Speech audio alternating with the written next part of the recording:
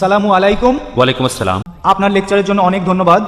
যিশুকে নিয়ে আপনি অনেক লেকচার দিয়েছেন, আর আমরা মুসলমানরা যিশুকে মেনে চলি। আমি বাইবেলের একটা অনুচ্ছেদ পেয়েছি যেটা আপনাকে বলতে শুনিনি। ম্যাথিউ এর 5 নম্বর অধ্যায়ের 29 অনুচ্ছেদে বলা হয়েছে, যদি তোমার ডান চোখ কোনো অন্যায় করে তাহলে সেই চোখটা তুলে তোমার শরীর থেকে আলাদা করে রাখো, কারণ তোমার পুরো শরীরটা নরকের আগুনে পোড়ার চাইতে একটা অঙ্গ নষ্ট হয়ে যাওয়া অনেক ভালো। আর তোমার ডান হাত অপরাধ করলে সেই হাতটা কেটে আলাদা করো, কারণ তোমার পুরো শরীরটা নরকের আগুনে পোড়ার চাইতে একটা অঙ্গ নষ্ট হয়ে যাওয়া ভালো।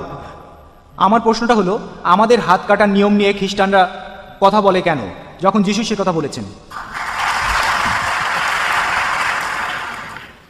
আপনি দেখবেন ভাই, বাবা, খ্রিস্টানরা নিজেরাই বিশ্বাস করে না যে বাইবেল ঈশ্বরের বাণী। বাইবেলে যা আছে সেগুলো সুপ্ত, সেগুলো রহস্যের জন্য। যিশু যা করতে বলেছেন কোনো খ্রিস্টানই সেই কাজগুলো কোনোভাবেই করতে পারবে না। আপনারাই ভালো করে দেখেন যিশু কি বলেছেন।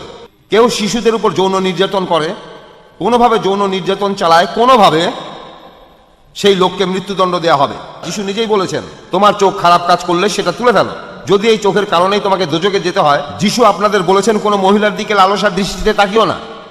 যে লোক কোনো মহিলার দিকে লালসার দৃষ্টিতে তাকাবে সে তার মনে মনে ব্যভিচার করে ফেলেছে, সেই লোকটা অপরাধী। তোমরা আমার শিষ্য, তোমরা ইহুদিদের চাইতে অনেক উঁচু স্তরে। ইহুদিদের নিয়মে ব্যভিচার করলে সেটাকে অপরাধ বলা হতো, আর তার শাস্তি ছিল পাথর নিক্ষেপে মৃত্যুদণ্ড। ওল্ড টেস্টামেন্টে কথা বলা হয়েছে, ঈশ্বরের আইন। আর যিশু কোনো আইন বদলাতে আসেননি। বাইবেলের ম্যাথিউর 5 নম্বর অধ্যায়ের 17 থেকে 19 অনুচ্ছেদে আছে, যিশু বলেছেন, আমি ঈশ্বরের আইন বা রাসূলদের বাতিল করতে আসিনি, আমি এসেছি সেগুলো পূরণ করতে। আমি তোমাদের নিশ্চয়তা দিয়ে বলছি, যেদিন শেষ বিচারের দিন উপস্থিত হবে সেই দিন ঈশ্বরের আইনের ফাঁক বলে একটা ক্ষুদ্র কণাও বের হয়ে যেতে পারবে না।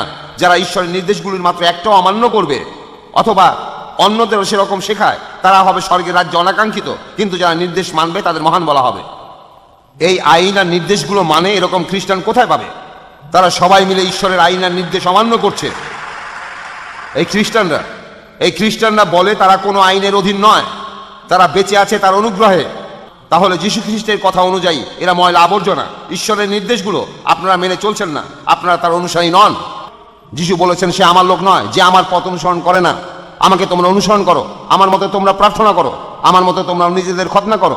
আমি যেদিন যেভাবে আমি শুকুরের মাংস বেছে নিয়েছি তোমরাও সেরকম করো। না না না না না, যিশুকে আপনারা অনুসরণ করতে চান না। আমরা মুসলিমরা, আমরাই সত্যিকারের খ্রিস্টান, কারণ আমরা যীশু খ্রিস্টকে মেনে চলি।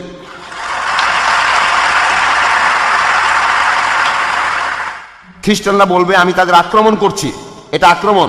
আমি আসলে এখানে আপনাদের সামনে সত্যি বলছি, স্পষ্ট, সব দিনের মতো স্পষ্ট। এটা ওপেন সিক্রেট।